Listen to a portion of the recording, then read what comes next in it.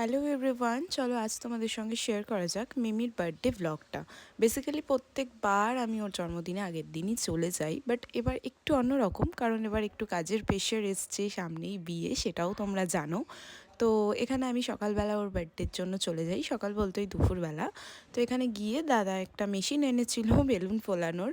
এটা এখন তো অনেক ভাইরাল অ্যান্ড এটা অনেক ইনস্টাগ্রাম ভিডিওতেও আমি দেখেছিলাম। তো এখানে এই যে আমরা কাজবাজের মধ্যে একটু ভিডিও করছিলাম, কারণ এখন মিমিকে দেওয়া হবে খেতে দুপুরবেলা। সমস্ত রকম খাবার সাজিয়ে গুছিয়ে দেওয়া হয়েছে ওকে খাওয়ার জন্য। অ্যান্ড খেয়ে দিয়ে আমরা একটু চলে যাই গঙ্গার ঘাটে। তো সেখানে গিয়ে আমি এই যে একটা স্লোমো ভিডিও করেছি, দেখো সানসেট নিয়ে, ভীষণ সুন্দর এসছে ভিডিওটা। তো এসে আবার আমরা এই যে এত টুনি দাদা সব সেট করে লাগিয়েছে, এত বেলুন সব সেট করে লাগিয়েছে। এই মেশিন না থাকলে হয়তো হাতের অবস্থা একদম বেহাল হয়ে যেত আজকে। তারপরে সবাই রেডি হয়ে গেছিলো, বাট তার মধ্যে আমি আর দাদা একটু বেরিয়ে পড়েছিলাম যেখানে বিরিয়ানি অর্ডার দেওয়া ছিল সেটা নিতে, আর দাদা মিমির জন্য কাস্টমাইজ কেক অর্ডার দিয়েছিল সেটা আনতে। আর তারপরে এই যে ফ্যামিলির সবাই পৌঁছে গেছিলো। দেখো বেসিক্যালি ওর বড় ফ্যামিলি বলতে কিন্তু ওর মামার বাড়িটাই বোঝায়।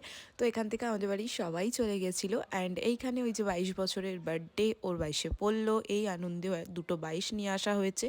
এই হচ্ছে সেই কাস্টমাইজ কেক। অ্যান্ড এখানে সবাই আমরা খেতে বসেছিলাম। খুব সিম্পল আলু বিরিয়ানি, চিকেন কষা ছিল, যেটা আমাদের সবার খুব খুব খুব ফেভারেট ছিল। তো আমরা তো মন দিয়ে জিনিসটা খেয়েছি। অ্যান্ড তারপরে রাতে বাড়ি চলে এসেছিলাম। আজকের জন্য তো এটুকুই। Ta-ta, by.